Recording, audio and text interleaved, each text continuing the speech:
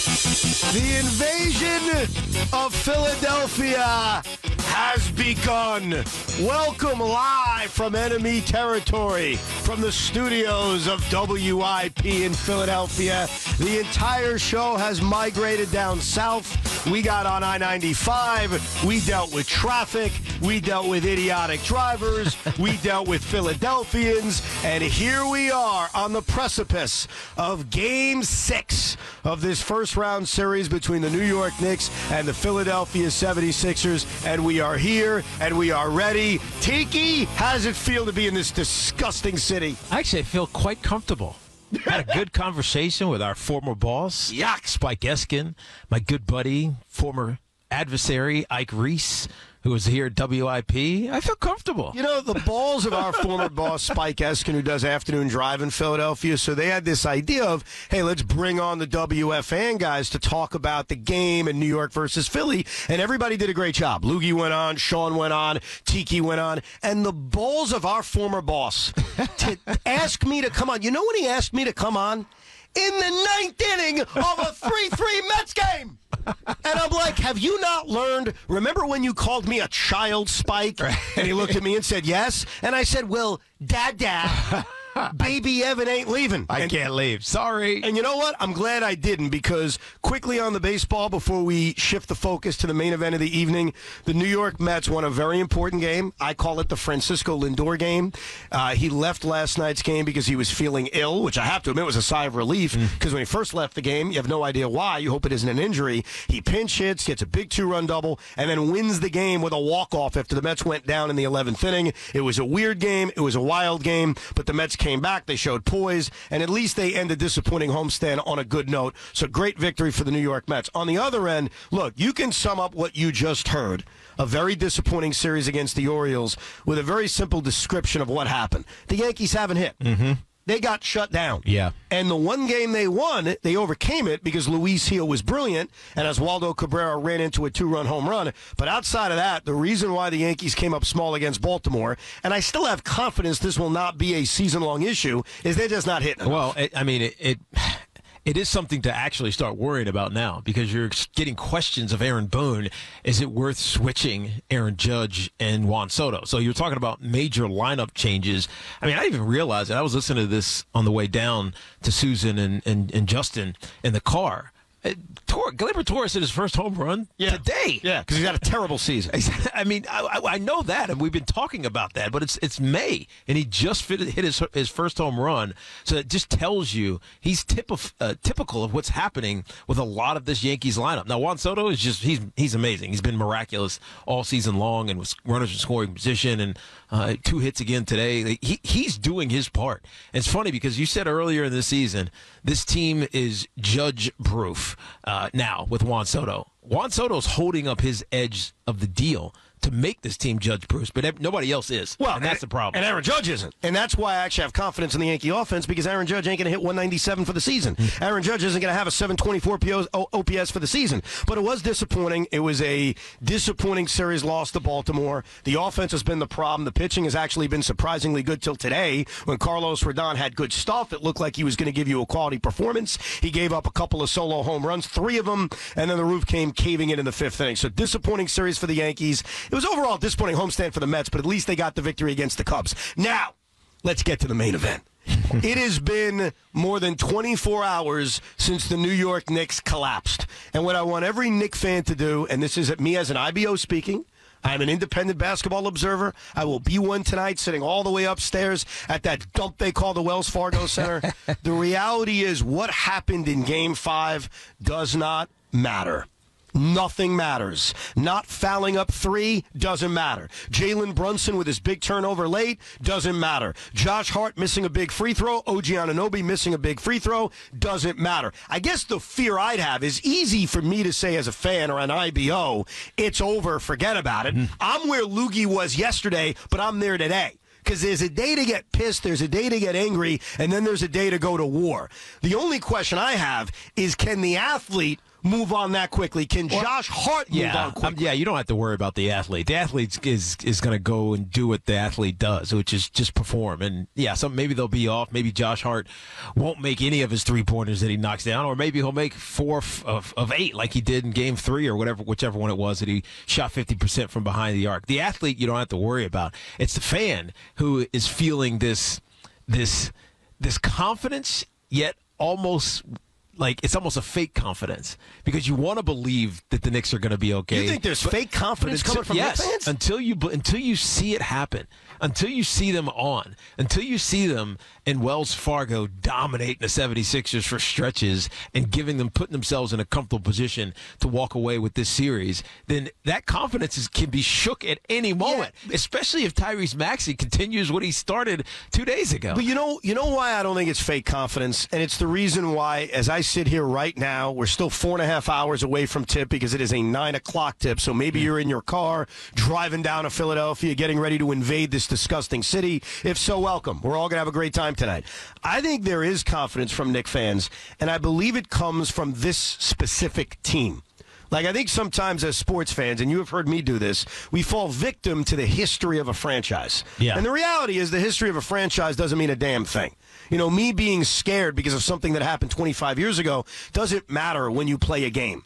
So, Knicks fans, it's been a bad 25 years, sure. Yeah, they're really excited to just be here.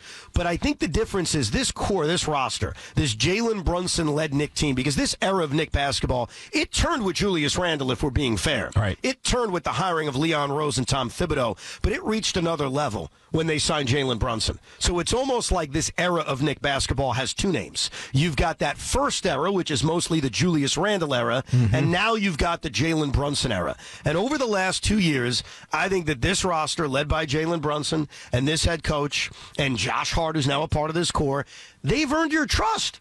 Because the reality is, they came up short against Miami last year, but this team has shown the ability to bounce back from jump. Whether it's injuries, whether it's brutal losses, whether it's getting off to bad starts, which we've seen. So I think the fake confidence, or what you deem fake confidence, is a real confidence, because I think they trust this team, and I do too, by the way. They probably do, Evan, but it's not about the confidence of this team rebounding, because we've seen them do it. They've proven it week over week and month over month throughout this season with everything that's gone right, because how you react to prosperity is equally as important how you react to adversity.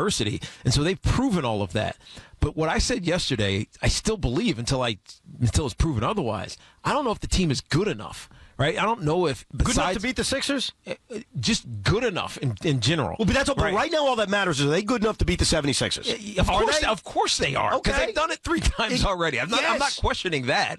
Yes, they can take Joel Embiid out of this game. They can run him to death and make him start limping around. Let me just correct you on one thing. Joel Embiid takes Joel Embiid out of the game. That's a good point. That's a good point. They can let Joel Embiid take himself out of the game and not have to worry about him. The role players on this team, sometimes they're kind of interesting. Most times they're not. So it really comes down to Maxey. And the question becomes, is our best player on whatever night it is, and tonight it's Game 6, better than their best player? Because that's what it seems like it's come down to. And it's always Jalen Brunson versus Julius or Joel Embiid, or Jalen Brunson versus Tyrese Maxey. And if the supporting cast is not good enough around them, they could lose, even if he's great. Well, that's the challenge, and that's what, as also trying to be an independent basketball observer, I don't have faith in that. I don't have faith. I know that Jalen Brunson's going to do what Jalen Brunson's got to do. I believe in him till the end of the earth. It's everybody else. Well, what's Dante going to do?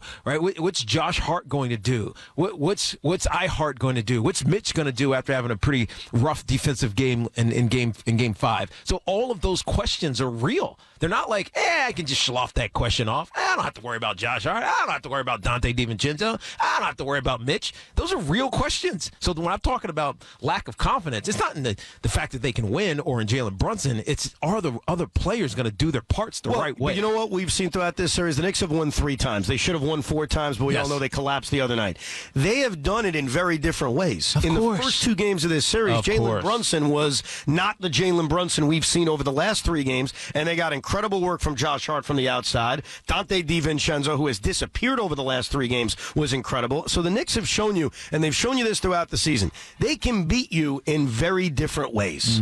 And each game has told us a different story. So tonight in Philadelphia, are they going to dominate the 76ers on the glass, which they were not able to do in Game 5? Is Dante DiVincenzo actually going to get his shot back because it's disappeared since he hit the game winner from Game 2? Is Josh Hart going to have his confidence back? The thing I would feel best about is that even though Jalen Brunson made mistakes down the stretch in Game 5, I expect another big performance from Jalen Brunson. He has made great adjustments from the way he was slowed down in the first 2 games. You just said all the things that I said. All those questions. Are you positive they're going to get answered? By the way, the answer was no in Game 5, and they should have won anyway. Sure, think about that for a second. Yes, but if Dante is Dante, if Josh Hart is Josh Hart, if Mitch doesn't make those defensive miscues, they win. It's over. That's my point. And so the question is still there. So when I talk about confidence and can this team win? Of course we believe they can win. Otherwise, why come? They're going to lose. Why would I drive down to Philly? We believe they're going to win. The question is, are all those other things going to make it easy for them to win? Well, one thing I would do, I'll give you one adjustment. Josh Hart basically plays every single minute. Yeah. Jalen Brunson has basically played every single minute. And I think what you need to do in the postseason is you can do 2 things. You can say, you know what, go play 48. Or in the case of Game 5, go play more than that because the game went to overtime. And we've seen guys do it. But it's natural to wear down. Right. And I think Josh Hart specifically and Jalen Brunson looked tired at the end of Game 5. So the one thing I would try to do is steal minutes where you can give them a break. And that's not easy to do. Now, we saw Nick Nurse do it a little bit with Joel Embiid, including, and I was surprised by this, Joel Embiid got benched in Game 5. We didn't know it at the time. I thought Nick Nurse was stealing bench minutes in the 4th quarter with about 5.5 minutes to go. We even talked about it yesterday, how Tom Thibodeau matched up by going small. That's when DiVincenzo and Deuce McBride were both on the floor. The truth was, Nick Nurse admitted yesterday he benched Joel Embiid. Wow. He did not like some of the decisions he was making and said, I need to give him a mental break. And he did, and he returned. And look, to Embiid's credit, at least defensively, he was a force down the stretch. What I would try to do if I'm Tom Thibodeau, and the key to all this is Dante DiVincenzo, believe it or not, is if I can get DiVincenzo going early, maybe draw up a play on the first few possessions to get him confidence in his shot, I would love to steal 4 minutes of Jalen Brunson's ass sitting on the bench. Rest him in the first quarter. How could you? You can't do that. Yes, you can. And you know how you can't, though? Why? If the Knicks fall behind early, which they've done in every game of this series, you're right, Tiki. Yeah. Then you can't do it. If you're down by 11 5 minutes into this game, you can't do it. But if this team can get off to a good start, if you can get some confidence in DiVincenzo, I'll tell you right now, and you'll think of me when you're in your bougie suite tonight, with 3 minutes to go in the first quarter, not a bad time. Again, you're down by 11. It's a different story. I admit that. If you can maybe steal 3 or 4 minutes for Jalen Brunson to be rested, because this game is likely to be close. I say that because every game has been close. And late in that game, what you don't want from Jalen Brunson is tired legs. And the only way you can try to avoid it is steal. And I'm using the word steal because it truly is a steal in a postseason game where every possession matters and every minute matters. Try to steal a few minutes where he sits down. We've seen the Sixers try to do it with Joel Embiid. I think Tom Thibodeau needs to make an attempt to do it. But the only way it works, 2 things. Don't get off to a bad start and get DiVincenzo confidence early so you can run a Deuce DiVincenzo backcourt for 4 or 5 minutes. Yeah, would you be surprised if DiVincenzo is actually on the bench and Deuce starts this game? I would be, yes. I mean, I'll tell you why, though. You know why? Because they're not deep enough right now to try that. Dante DiVincenzo's been a starter now for a long time. Yes. And all of a sudden, because he's in a shooting slump, which he is since Game 2, you're going to alter that? Well, look, you can alter it, as we've seen with Deuce playing big minutes late, but I don't think you can do it starting the game. The reason I bring it up is because of what Deuce has done late, because of the importance that he's played on both sides of the ball in this game. Obviously, he should have shot the game winner, and it didn't come down to that, and that miraculous comeback by Tyrese Maxey in Game 5. But Deuce has been he's earned it, right? Deuce has almost earned the right to be that starter, to start the game as opposed to coming off the bench. Well, Dante it's the complete opposite. So if this this is based on let's ride hot hands, Deuce should be starting here. Now, the question becomes, what does that do? Does that take Dante DiVincenzo to a level of, I don't know, lack of confidence that we haven't seen yet and make him even worse? Or do you show confidence in him, let him go out there and do what he does, and hope that he finds his shot? So I would be surprised as well, but man, it almost feels like it might be necessary. I wouldn't do it. Because of the way they've started games. No, they've started off games terribly, and I think it's important, especially if you want to steal these bench minutes for Jalen Brunson, even Josh Hart, to get off to a good start. But what I would hate to do, especially when you're in command of a series, because the Knicks are still in command of this series. Of course. They still are in that spot where they only have to win once. Philly has to win twice. We all know the simple math. I wouldn't want to coach scared. I wouldn't want to coach reactionary. I wouldn't want to make a move like that. And the reality is, in the NBA, it's not about who starts, it's about who finishes. And one thing we've seen is that Deuce McBride is getting closing minutes. No doubt. Especially defending Tyrese Maxey, which he's overall done a really good job of. Sometimes superstars make plays. Sometimes you just got to tip your freaking hat. At times, there's been a lot of tipping your hat to Tyrese Maxey because the guy's been unbelievable, especially the way he closed out Game 5. So I wouldn't make that kind of alteration, but it is important on a lot of levels to get off to a good start. You know, it has been consistent throughout this series, and I think it's every game but Game 5. I don't think the Sixers ever built a double-digit lead in Game 5. I think it got to 9, if memory serves correct. Right. But in every other game, they had a double-digit lead. Think about that for a second. Yeah. And the scary thing about a double-digit lead is one more run can make it a 20-point game. Yeah, right. So, in essence, you're coming back the entire time. Right. Now, I think in a couple of those games, they came back quickly. They came back quickly, and they had the lead at halftime. But it's still the effort, the lack of being able to steal rest minutes. You can't sit down your guys when you're down. It just doesn't make any sense. No, because you danger the game from getting even uglier. And that's why it's imperative to get DiVincenzo hot early. Just make 1 3. That's it. Have him make a 3. Have the big ragu look to the sky. See a fellow redhead like myself sitting all the way upstairs. See his fellow, Philadelphians, because, he went to Villanova, if you haven't heard. And have that confidence come back and actually get off to a good start. That is going to be so important tonight. I know what these animals are thinking about here in Philadelphia. They're worried. And you want to know why they're worried? They should be worried because it's a closeout game for them. But you know why they're worried, though? They could be worried about where they're going for the holiday right now.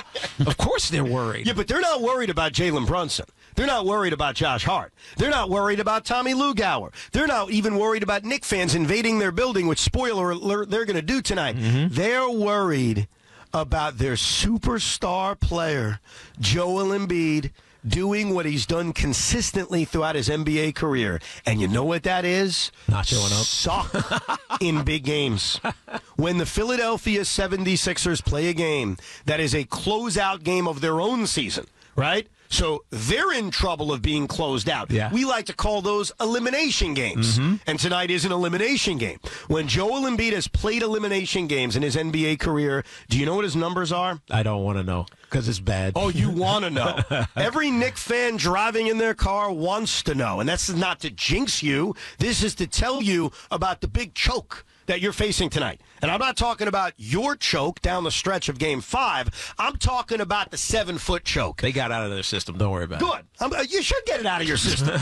But Joel Embiid hasn't gotten it out of his system. Because in elimination games, Joel Embiid averages a shade over 20 points per game. Now, that may sound good, but it's not that good when you normally average 30 a game. Yeah. Joel Embiid and when you shoots, can score 50. Yes, and you're capable of it. Yes. Joel Embiid in an elimination game shoots 35% from the field. Spoiler alert, that sucks. Joel Embiid turns the ball over almost double the amount of time as he does in non-elimination games. This is a man, and he knows it. And this is important. I'm bringing this up because Knicks fans are going to fill up this building tonight. They could try whatever they want to try to make that not happen. I know it. I've communicated with them already. I've seen them out in the streets. I gave one of them a high five. The high five was about the Mets, though. Oh, God. It was not about the Knicks. We were both Met fans. Let's go Mets. I said, yes. I mean, here's the beautiful thing, Tiki, about New Yorkers. we all have these different team combinations. Right. But nobody knows. Everybody thinks it's one team. Well, these idiots in Philadelphia That's what I mean. do. Everybody thinks it's one team. But in Philadelphia, but in New York City, and the New Yorkers that have invaded, we all know there are differences. So, yeah, there are some people who I don't share a favorite team with. There are some people Lukey doesn't share a favorite team with. But there are a lot of people you'll at least find one. So when I met, I think his name was Matt in the streets outside of a Dunkin' Donuts here on Market Street in Philadelphia. Okay. Matt was here to see the Knicks. But Matt also knows, hey, you think the Mets are going to win today? And we gave ourselves a little hand fist bump, high five. You were here that early? You're damn right I was. You were here before the Mets game started? Yeah, because I had to get my scorebook ready. Are you kidding me? I had to pick out lunch. You know what I left? I left in the third inning. You left in the of the Yankee game? Of the Yankee game. I left in the third inning to get here. You don't want to come down and rush to Philadelphia? No, because I knew Spike and Ike would want to be on their show. See, no, but that's not really the reason. You wanted to avoid this disgusting city for as long as you had to avoid this disgusting city. Actually, I had to take my wife and daughters to the airport. They're going to Orlando. Oh, look at you. I'm a good dad. That's why and a good husband. That's why you came to this trip. That's the only reason. Tracy would be like, oh, hell no. You're not going to do something fun while I sit my ass at home with the girls. I understand. I had to basically convince my wife, because she knows I'm a Nets fan. She's like, why are you going to Philadelphia to see Knicks Sixers? And I said, this is important for New Yorkers. This is important for my fellow New Yorker. It's funny. That was my response, too. Isn't that true? This is my job. This is our job. We are the voice of New York. We are trying to represent the New Yorker in this city. We're leading an invasion. We are leading an invasion. I'm second-guessing everything about my life. My wife said get a hotel and stay longer. I think she wants me home. Yeah, my wife was not going for that. She's like, you're turning around and coming back. Dude, my wife's not even home. And she's like, you're not spending the night in Philly. She knows. She's like, you don't want to spend the night in Philadelphia, this disgusting city. But yes, I wanted to lead the invasion early because everybody out there right now, you're approaching tonight very, very differently. We're all very unique. Some of you are on Amtrak right now. Some of you are listening on the Odyssey app. You have to once you get close to Philly because WFAN won't. Oh, now you can because the game is over. But I was driving down and I lost the game. Oh, that's right. Yes, because of the blackout restrictions. Yeah, or whatever. exactly. Odyssey is playing a Yankees game. The blackout restrictions are now lifted because the Yankees lost 3 out of 4 and they're done. But if you're on the Amtrak right now, you're invading by train, which is totally fine. Some of you are sitting on the Jersey Turnpike right now, or maybe I-95, depending on your approach. You are invading by wheels right now. Some of you have already invaded. I've seen you. Some of you have already started tailgating at that absolute dump known as Wells Fargo Center. And you're glancing over at the link, and you're like, ah. And then you're looking at Citizens Bank Park. I cannot lie, Tiki. Beautiful stadium. It is beautiful. That's the one I won't rip. And then obviously some of you are not making the trip, and that's okay. You are with us in spirit. You are going home. You are taking a 5-hour energy. You are drinking a coffee, and you're making sure you're awake for a 9 o'clock tip. But either way, our entire city is ready for a war. They're ready for a battle. And my question to you, my fellow New Yorker, first of all, if you're coming to the game, where are you sitting? I think we should do a roll call today if you are invading Philadelphia. Because I am curious, are you sitting in bougie seats? Are you sitting in luxury seats like Tiki and Sean? Or are you taking over Revolutionary Row? Are you leading the revolution the way Loogie and I are? So certainly let us know, 877-337-6666. But the other question I have for the Knick fan tonight, as you approach an elimination game, a chance to advance to the second round of the postseason for just the second time in a row, and the first time they've done it 2 years in a row in about 24 years, are you confident? Are you worried?